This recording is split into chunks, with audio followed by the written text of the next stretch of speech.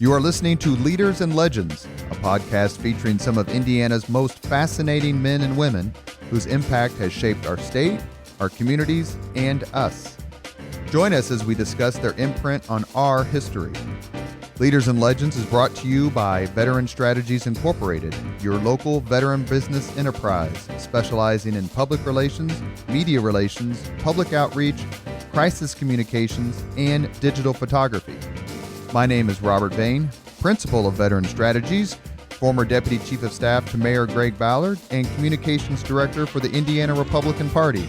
I'm honored to be your host for our discussion. Thank you for listening to Leaders and Legends podcast, sponsored by the Girl Scouts of Central Indiana, General Hotels Corporation, and McAllister Machinery, your friendly neighborhood Caterpillar dealer.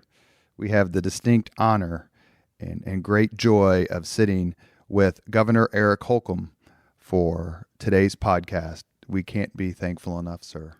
Great to be with you finally. I don't know what order in the batting lineup I am, but I think you've gone through 9 or. Well, a lot of the folks who have been on already are people that you either worked with, worked for, know. Yeah, you've interviewed some incredible leaders. Well, I'm going to actually, if you don't mind, maybe do a little same thing I did with Governor Daniels, whose podcast was posted a few weeks ago. Let me just throw some names out there, and then we'll talk a little bit about your background, and you can just share some thoughts. The Governor Daniels did this. It was absolutely terrific. And these are all people I think you know and admire. Jim Morris. You just want me to respond to each of them? Absolutely, if you could. Your thoughts on what he's done for our city, our state, our community. Yeah, for the world. He is kind of like the father to Indiana. Every state should be so fortunate to have a Jim Morris whose only motive is to see everyone he meets and everyone he doesn't meet reach their true full potential. And he's just there to help.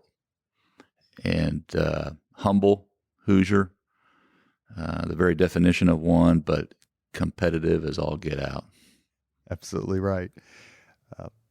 Be remiss if I didn't ask you about a mutual hero. By the time this podcast is posted, he will have turned 101, and that's Mr. P.E. McAllister. Yeah. There's the other half, legend of the show, so to speak. P.E. is one of those individuals that everyone should strive to accomplish a quarter as much as in their life as he has.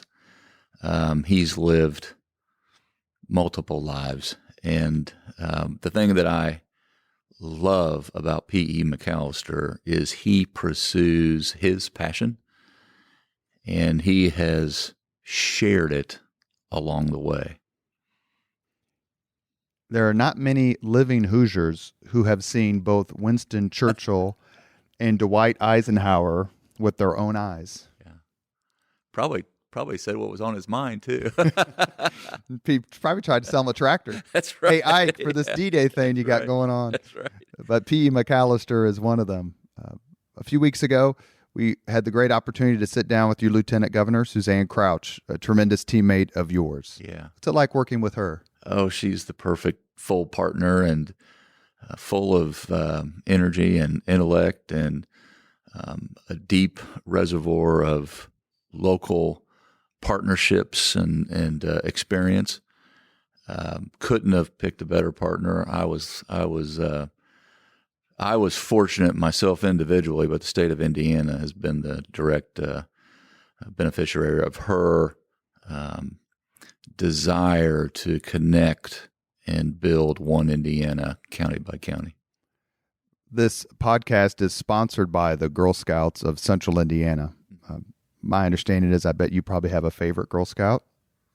Would you like to talk about her influence on your life? My beautiful bride has some experience in the Girl Scouts and grew up around it and in it. And she actually traces a lot of her place in this state back to her time in Girl Scouts and 4-H and those organizations that fostered an education that was deeper than only at school. And so she is, to use the word again, passionate about sharing not just her experience, but seeing what the Girl Scouts can be in this century and decade ahead. I met the First Lady about 17 years ago when Rose McVeigh ran for Congress in 2002. Does her experience in the political world make her even more of a valuable confidant and advisor? Well, she understands what you're going through and what you went through to become governor and the other roles you've had. Well, she has no excuse being married to me. She knew what so much of this entailed, and absolutely, her experience was just like mine, and she was in it for all the right reasons as well, and let her career unfold chapter by chapter.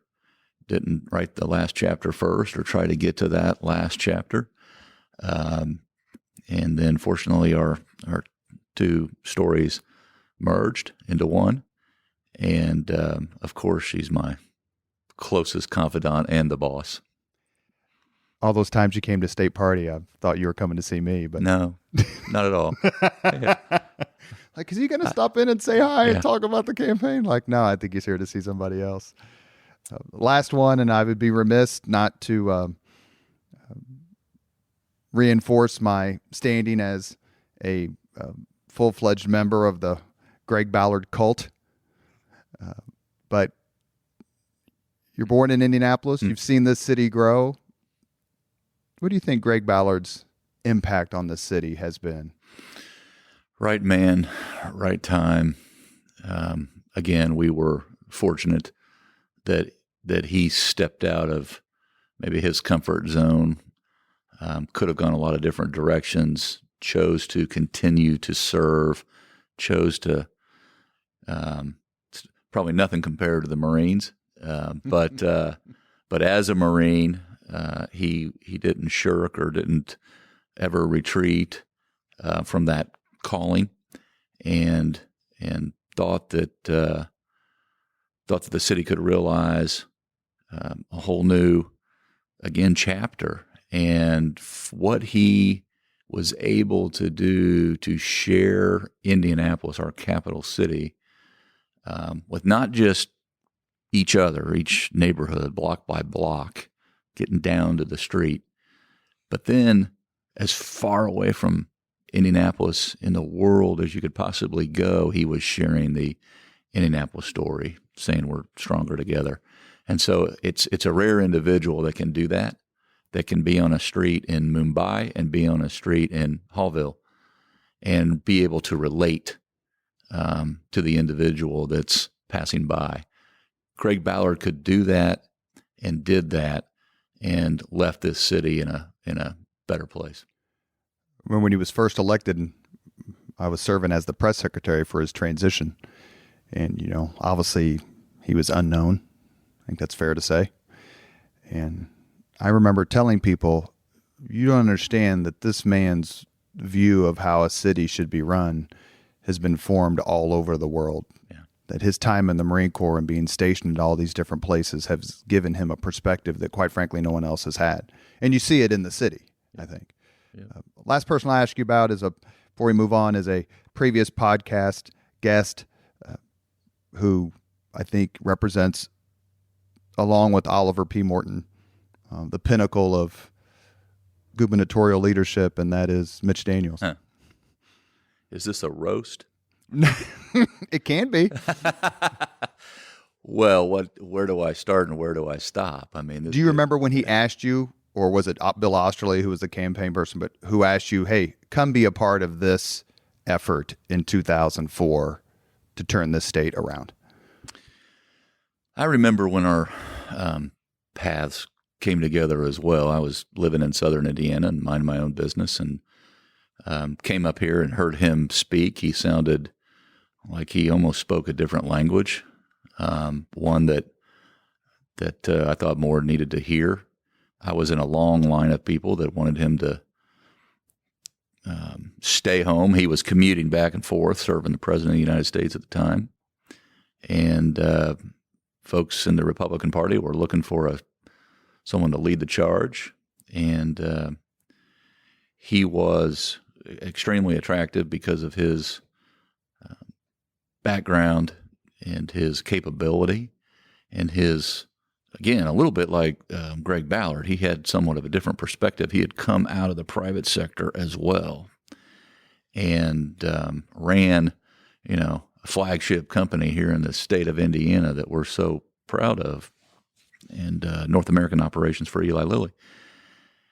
And when I heard him speak, I went home and started thinking, there's something different about him. His communication skills are he unparalleled. He can articulate. He can also break down the most complex, gnawing, nagging issue and find the solution, the needle in the haystack, so to speak, and the way out of the corner that you might find yourself in. And then, probably more importantly, attract a lot of other talent, myself excluded here, but attract a lot of other individuals to put down what they were busy doing and come help and build a barn, so to speak. And so I went out to see him in Washington, D.C. at his office.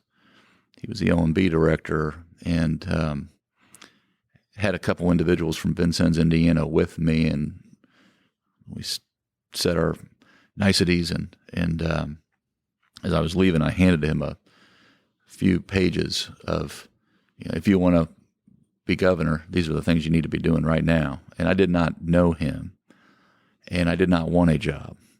I was very comfortable in my own life, but I did care a lot about the state of Indiana, and I did want to add my name to the long list of people because people had been courting him. Absolutely. And I just, lived way outside the capital city. And so he passed that on to a core group of individuals. And the story goes, Lou Gehrig, another one of his closest friends and lifelong friends, said that he brought this document back and said, some tall guy handed me this, and it's pretty good. And, of course, he was focused on doing his job, so he wanted other people to do a lot of the vetting and seeing if this was real, but the substance was there. And so one thing led to another. Again, I didn't want a job. I said, I'll just help. I'll volunteer. I'll stay down here. I'm content with my life. But as it ramped up, I ended up moving back up here, and I was doing a lot of commuting in addition to my day job. So there were a lot of long days and long nights as a volunteer living in Vincennes and going to Angola, and a lot of truck stops, fueling up with coffee and gas and the new CD, that was out to get me home. And I can tell you where all the truck stops are in the state of Indiana. Well, I hate to interject, but did Pete Seat tell you I sent him a note after one of your Facebook posts? I sent him a note on Facebook. Pete Seat, who's a communications expert, works for the Indiana Republican Party, used to work for President Bush. I sent him a note on Facebook, said, you and the governor really ought to put out an Indiana restaurant guide. Yeah. And his immediate response was, yeah, that's been discussed. Yeah. And I'm like, you guys are like the governor is the expert on every diner in every small town in the state.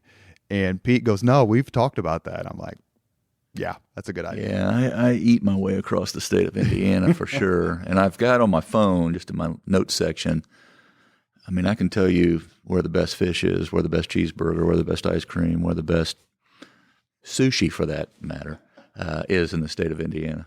Is it? You don't want to get that wrong, by the way. Well, that's true. Is it fair to say that that paper by the tall guy led to you being governor eventually? If you hadn't gotten In involved in hindsight, Daniels with no, Nick I Daniels' never would have campaign. run. No, I never. And that's kind of the story of my life. Is you take one chapter, you try to do the best job that you can in the job that you have, and then see where it leads. But had I not gone and worked for Mitchell Elias Daniels Jr., then I doubt very seriously I would have ever gained the experience and the perspective on all the different agencies and how all the pieces snap together, and by the way, that experience proved to me that it could be done, and that you could realize and achieve those high expectations. And probably had I not been part of it, I'm not saying it couldn't have been done by someone else, but had I not been part of it, then I wouldn't have been on that path. Well, in our podcast with Governor Daniels, we did not get to the actual race, but he's going to let us come back and talk about the race and his time as governor and his current time as president of Purdue University. But we ended up, I think the last question I asked him was about 9/11 and what he was doing and where he was. But the 2004 Daniels campaign is universally regarded by any reasonable observer as brilliant. What was it like being in the belly of that beast? Who gets to claim credit for inventing RV1 and the whole strategy of kind of down home Mitch? I'm coming back from Washington, D.C., and I've been very successful, but I'm going to travel throughout the state and find out what average Hoosiers are talking about. And it must have been tough running against Joe Kernan for obvious reasons. A good man, war hero, a prisoner of war, and thrust into the governorship in difficult times after the death of O'Bannon. But that race and being involved in that race, what was it like? It was exhilarating. It was empowering. It was fun. It was hard work. We fed off of each other. A lot of different personalities. You got to know each other as family because you were together and reliant on each other for that, in that case, 16 months straight. And so that's simply not the case usually. If you go back, throughout our history, that's usually not the case. So having a leader like Mitch who was willing to work as hard or not harder than everyone else on the team was also inspiring. So you learned that, and you and I have worked in the military and served with some incredible leaders. That's where it starts, is at the top. That work ethic is somewhat infectious. And so it was special in the sense that so many people had been on the sidelines and got off the sideline and got into it and put things on hold in their lives. So everyone knew, in some sense, the sacrifice that was being made for the greater good of what we believe would be the state's future. And, made lifelong friends out of it. And it was a place where creativity was valued. It was a place where disagreements were valued. It's one thing that's probably lost in a lot of conversation is, especially in the political arena, is it's okay to disagree. Matter of fact, it's healthy. And absolutely, through those discussions, you get to the best answer usually, and most informed certainly. And there's not always one and only one right answer. There's just kind of different ways to get there. And so that was a campaign that through it all, as he and we were finding our way,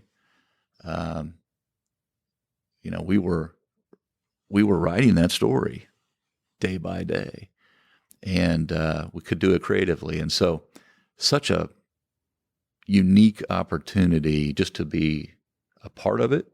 Consider myself fortunate to have been around in that, couple year period in our states.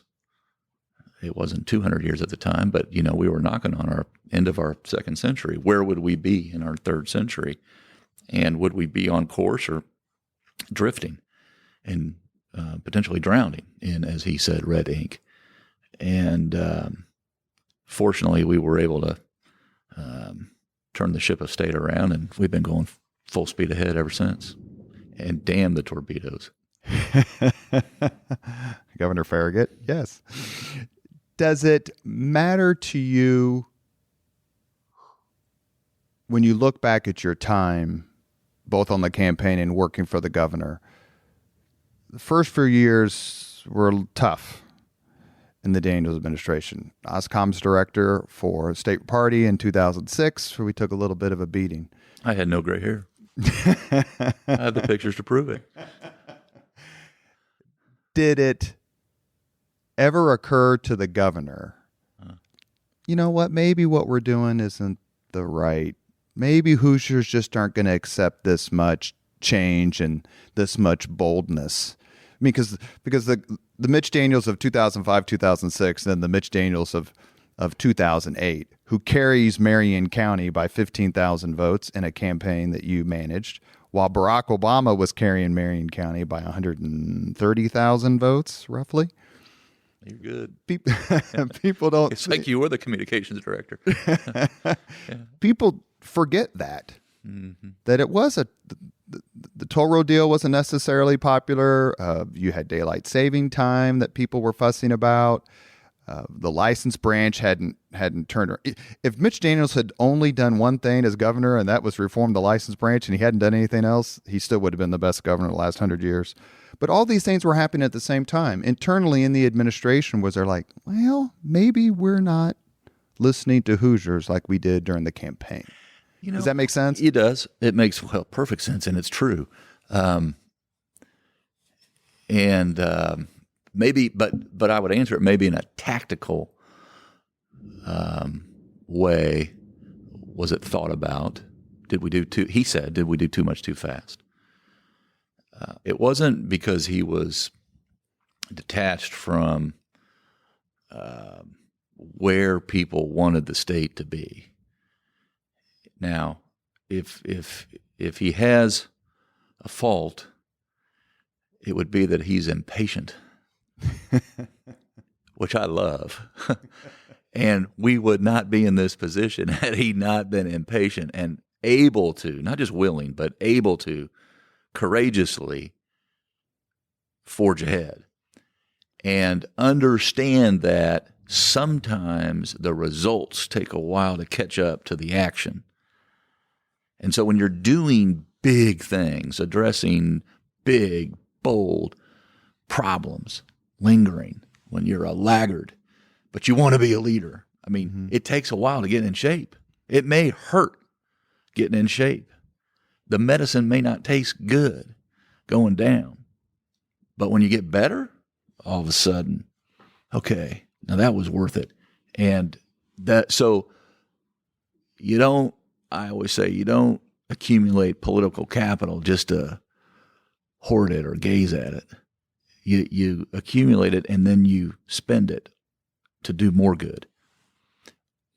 A person who made that exact same point in a previous podcast is your lieutenant governor, who I believe was a state rep at the time. And she said that one of the things that Governor Daniels, would say to members of the General Assembly is, when we come out of this recession as a country, Indiana needs to be placed to turn on the boosters and be ahead of other states as we start to grow. Fair statement? And you remember those things, those conversations happening? Yeah, spot on. And while others were acting in an ill-advised way, we tightened our belt, weathered it, and absolutely came out on the other end in a stronger position, so much so that we're still benefiting from it. And now it's not an expectation, it's almost demanded. And so if we ever reverted back to poor habits, it would stand out. And it took someone strong enough to take all the actions necessary, and if he was one and done, so be it. And so that was the, it's not a gamble, but that was the rub. I mean, that was, if we're one and done, okay, because we're doing the right thing. It just so turned out that the results caught up with the actions, and he went on to win by a, record margin. Let me ask you a question. Got more votes than anybody that ever run before, and it wasn't by accident or luck or the opposition. It was a lot of things, but there were the results, and people just knew, okay, this is the good that came from that. And it shows. Mitch Daniels winning Marion County in 2008 is probably the most impressive political achievement that I can think of in modern Indiana history. Yeah, especially in the time that it was, to your the point. The phenomenon of the Obama candidacy, yeah. for that many people to change their votes. Yeah. And I used to tell when I was writing speeches and doing communications for Mayor Ballard, I used to tell him, your audience is the house that has the Obama sign and the Daniels sign in the front yard. Yeah. Because they care about leadership and results. Right. That's right. Let me ask you a question about Mitch Daniels that I asked Mitch Daniels about Richard Lugar. How often did you tell him no? What was it like to tell him no? I don't think I ever told him no. I mean, or I wouldn't do that, or I don't know if that's a good idea, Governor. I would, probably the reason he kept me around, he probably fired me more times than he, probably the reason he kept me around was he knew that I would be very honest about what I saw, and that I wasn't just a yes man. I was a doer. I was a guy that tried to get things done.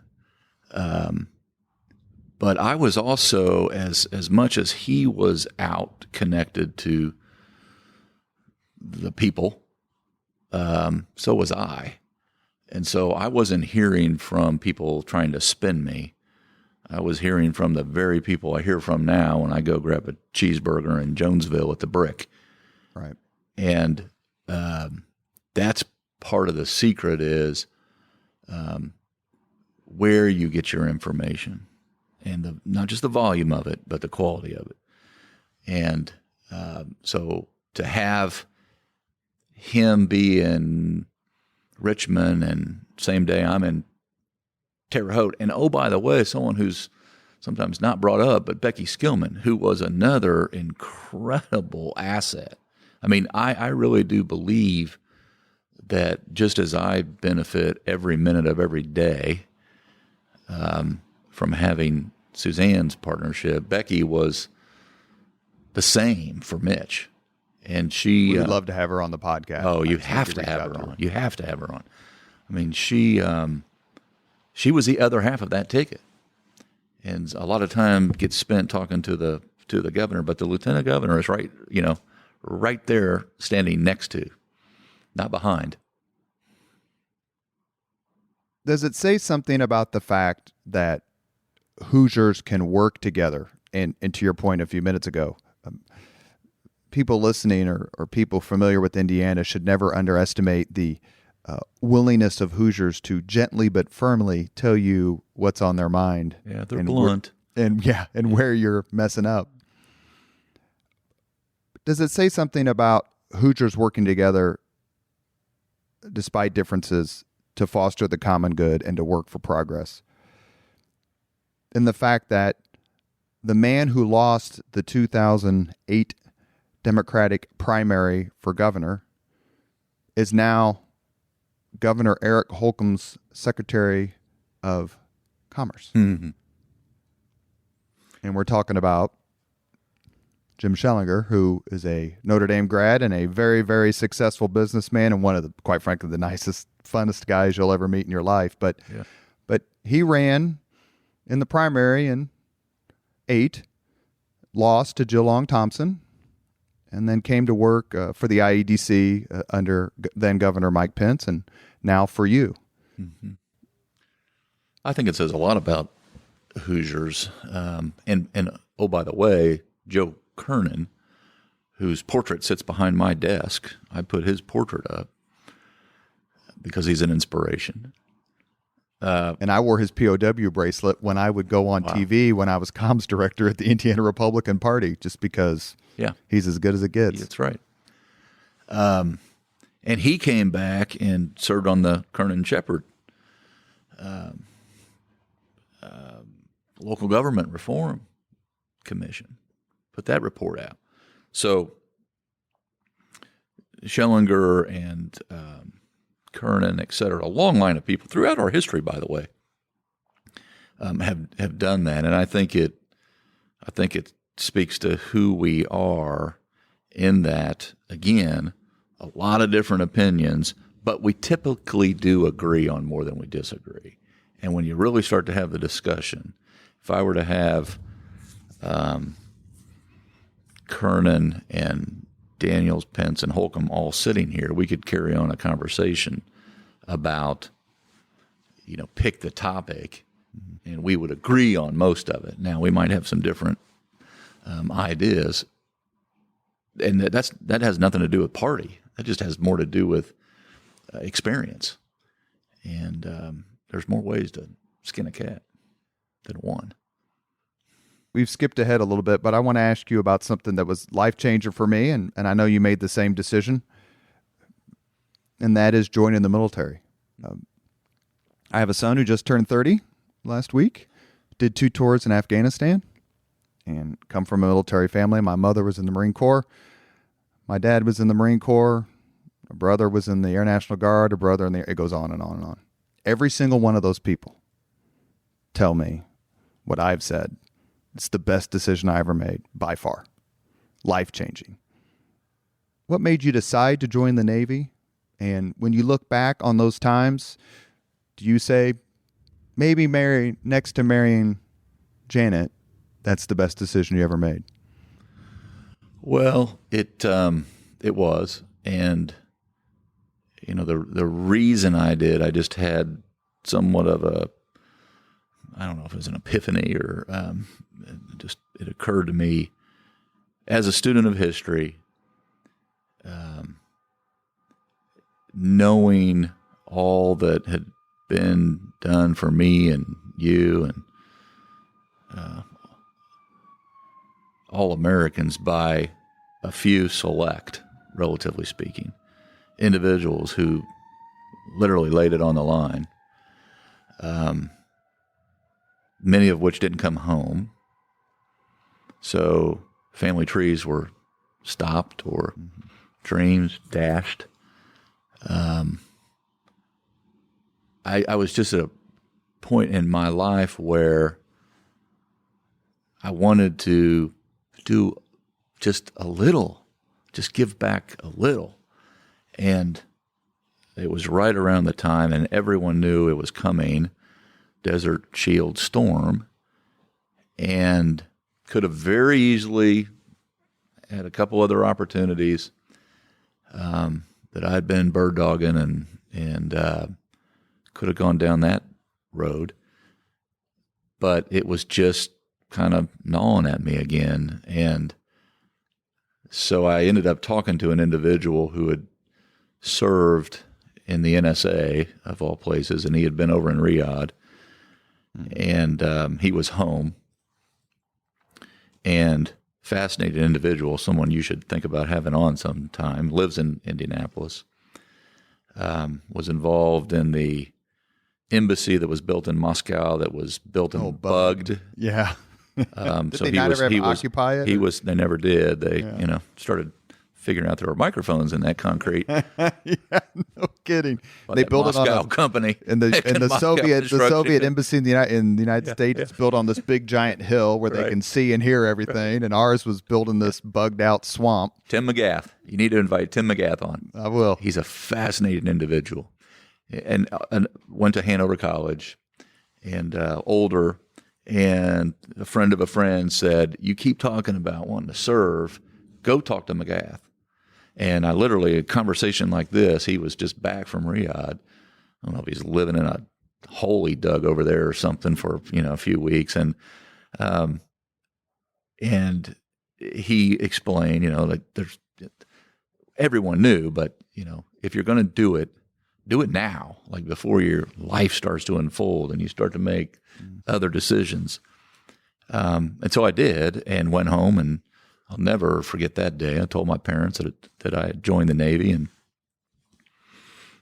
my mom had been looking at the front page of the newspaper and knew something was about to happen, and was proud, but said, "Oh, I can't wait to talk about this," at dinner. And I said, "No, I'm not talking. I already signed. I'm leaving. Like, I know the date. Like, it's called a delayed entry program." Yeah. DEP. Yeah. Yeah.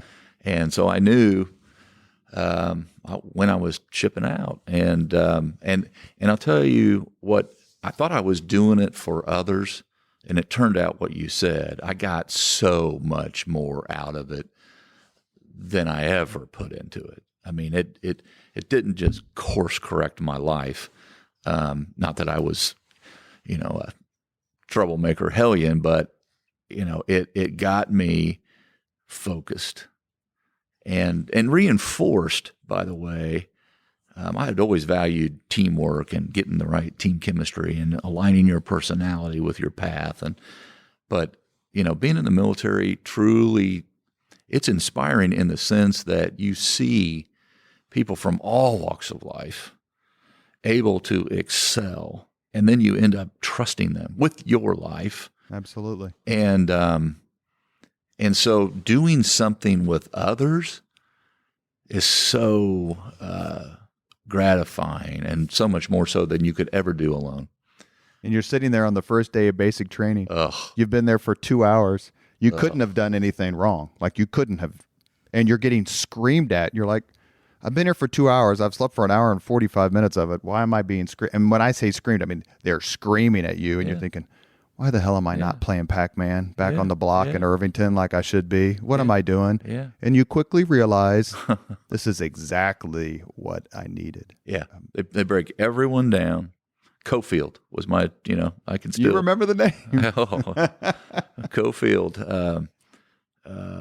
You get there late at night and start lining up for your shots. And then the next thing you know, and I was in, it was Great Lakes, but we called it Great Mistakes up in Chicago. And, you're doing push-ups in the snow in January and February, wearing 5, 6, 7 layers of clothing, and the wind's still going in one side, coming out the other. You can feel it go right through you.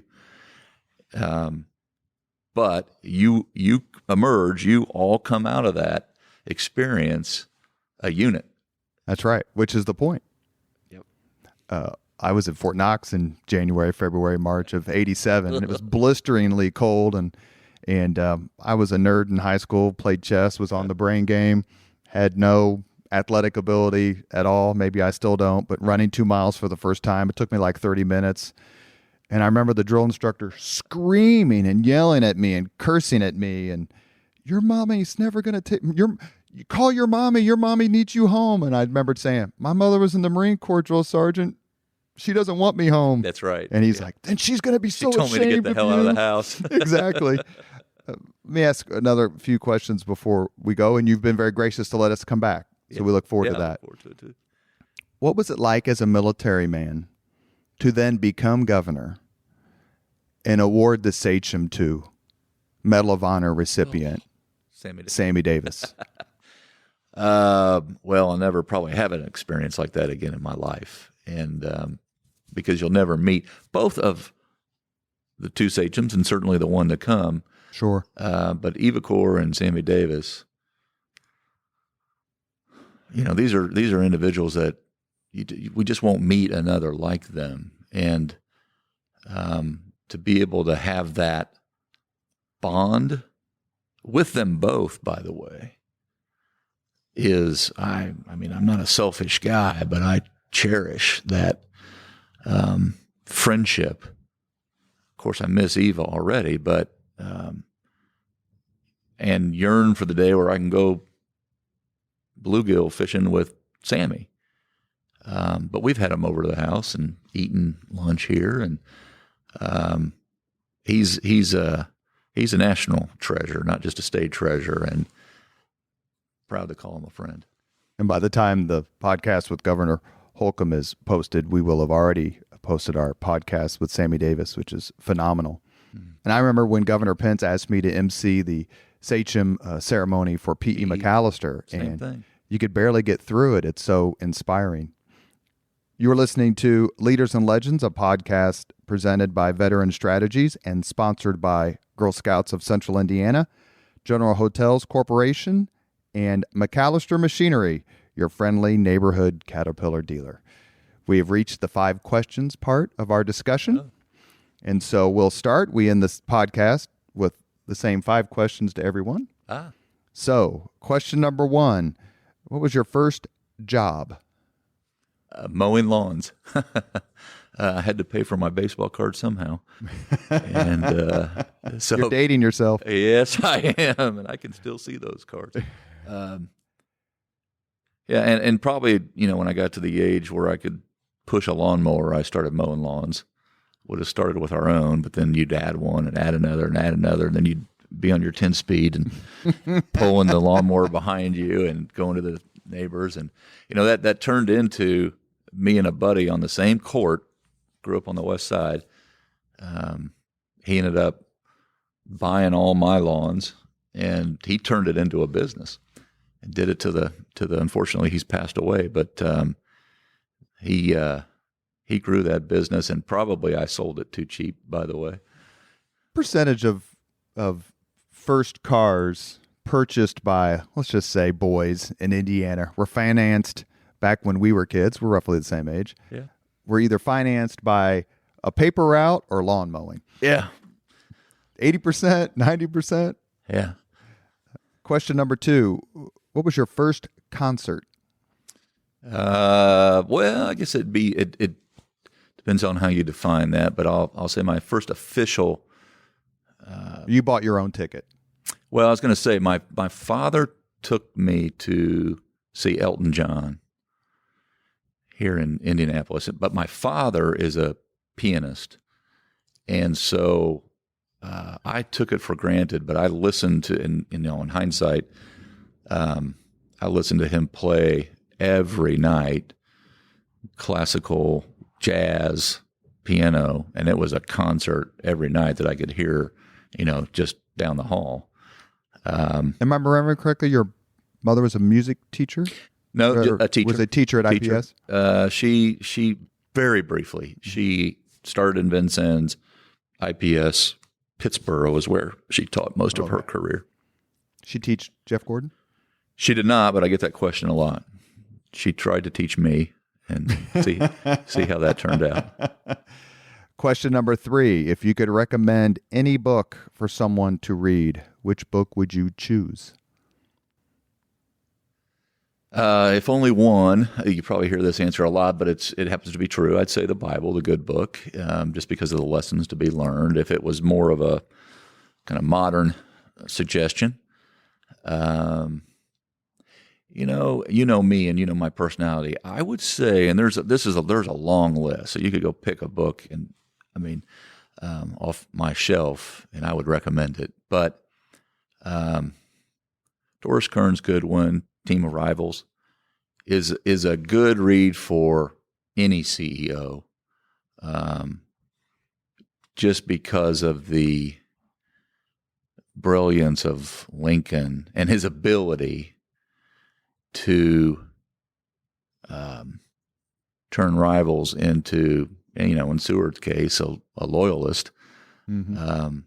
But having those different perspectives, again, around the table, all contributing. I I don't know. Obviously, it's probably a little unfair to say this, but I don't know if Bates or Chase or Seward or anyone else could have done what Lincoln did. And he was a master of turning conflict into progress. he was a master at being able to put himself in your shoes. And that is rare. One of my favorite quotes of all time is by Jefferson Davis when he wrote his memoirs. And he wrote, he was president of the Confederacy, and he wrote in his memoirs, next to the defeat of the Confederacy, the death of Abraham Lincoln is the darkest day the South ever knew. Yeah. Question number 4, and I know this is going to be this is tough for you like it was for Governor Daniels because we're all history nerds, but if you could witness any event in history, be there as it happened. Past any or event, present or future. any event in history, be there as it happens. Which event would you choose? Well, that is maybe the toughest of them all. The signing of the Declaration of Independence. That's been a popular one. Has it? Mm-hmm. I mean, the rest is history, right? Exactly. That's been a popular one. As far for the non-religious answer, Sure. like resurrection. Yeah, and that's occurred to me for a nanosecond there, but I'd say the signing of the Declaration. I mean, that was flag in the ground. These tough questions. We're trying to prepare you for 2020, Governor. The last question. You have to come back. The last question is, if you could have dinner with anyone in the world, 2 hours off the record, talk about anything, living today, whom would you choose? Living today. My answer would be whatever mood I'm in. There are different categories. So if you were thinking about, can I give you a couple different moods? You're the governor. Okay. Yeah, I live here. I would say, if I'm thinking about pushing the limits and innovation and how to think about things in terms of a decade later, a Musk or a Bezos or someone of that cut.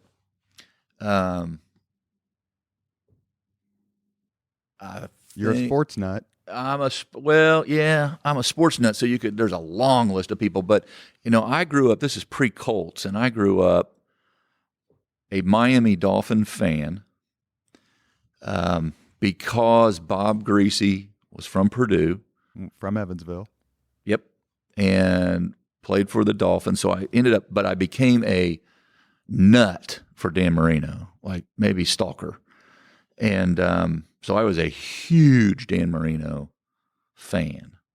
So, 2 hours with Dan Marino. I would say, though, if it was just, look, if I'm in my job here, maybe Modi or Xi or Abe, 60% of the world's population lives in Asia. Sure. And the more that, we're a export strong state, and so that market's critically important to us. So any of those three guys, China, Japan, or India. But if I just wanted to have dinner, and let the conversation go wherever, no motivation other than wanting to be enriched by the experience, I would say Muffet McGraw. The coach of Notre Dame. Yes. Women's basketball team. National champion at least, I think, twice. She's won it twice? She's won it twice. Yeah, she's been, to 9 Final Fours. Talk about someone who speaks her mind. Speaks her mind, leads, trailblazer, motivational, true definition of leader, high expectations. She is she's the best coach in the state of Indiana, and I say that with all due respect to a lot of other good ones, past and present. But I have a lot of admiration for her, and so I would think that if I had 2 hours uninterrupted, where it wasn't going to, where the conversation just could go wherever, I would learn a ton. Thank you, Governor Holcomb. I've said this in private conversation. I've said this on other podcasts, and will continue to say it. I've said it on television. There is no more down-to-earth person I've ever met in my entire life, more naturally friendly and genuine than you. You're no different than when I first met you however many years ago. You're in the category with Dan Coates and Greg Ballard of being honest and genuine, and what you see is what you get. We thank you for your time today, and we look forward to coming back and talking about being governor, running for governor, and your priorities moving forward. Thank you, sir. Thank you, Robert. Thank you very much for listening to Leaders and Legends, brought to you by Veteran Strategies Incorporated. If you want to contact us about this program or our menu of public relations services, please send us an email at robert@veteranstrategies.com. That's robert@veteranstrategies.com.